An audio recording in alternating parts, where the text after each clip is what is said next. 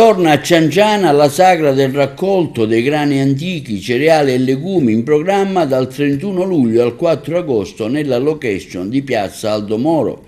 Si tratta della sua quarta edizione, nata con grande successo nel 2019, sostenuta con entusiasmo dalla locale amministrazione che con l'evento vuole celebrare l'alta qualità delle produzioni agroalimentari del territorio. I grani antichi siciliani, così come i cereali e i legumi, in particolar modo quelli prodotti nell'area agrigentino di Cianciana, sono stati oggetto negli ultimi anni di una riscoperta e valorizzazione che fa leva sullo studio dei benefici che a questi prodotti sono riconosciuti nell'ambito di un'alimentazione sana e genuina. 390 metri sul livello del mare, clima ideale per le produzioni di eccellenza di Cianciana e al centro di importanti produzioni agricole di qualità. Quando dichiarato da Pino D'Angelo del Movimento Terra e Vita, l'amministrazione è impegnata a valorizzare il cece rosso di Cianciana, il pregiato tartufo dei Montesicani, il pistacchio della Valle del Platani, mandorle, olio e i grani antichi che le aziende locali coltivano e producono. Il Movimento Terra e Vita che rappresento ha messo insieme queste esperienze affidando la sagra del raccolto per la promozione e lo sviluppo di un territorio ricco di eccellenze.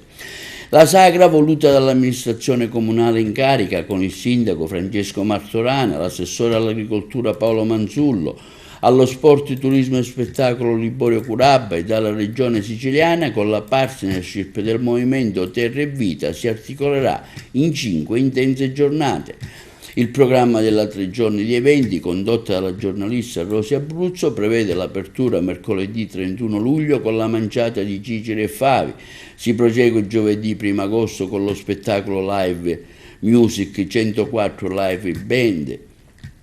mentre venerdì 2 agosto alle ore 20 si approfondirà il tema dell'agricoltura locale con il convegno Agricoltura quale futuro.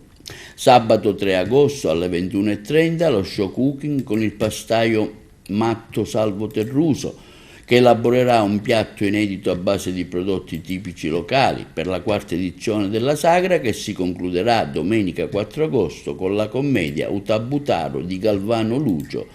messa in scena dall'Associazione Teatrale Sotto le Stelle presso l'anfiteatro della Villa Comunale.